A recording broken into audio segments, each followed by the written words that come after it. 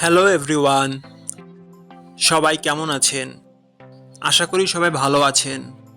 বন্ধুরা, আমরা সবাই জানি যে টাকার রেট ভিন্ন ভিন্ন। মানে কোনো দেশের টাকার রেট বেশি, আবার কোনো দেশের কম। কিন্তু আপনি কি জানেন আজকের দিনে মেক্সিকানে 1 পেসো সমান বাংলাদেশের কত টাকা হয়?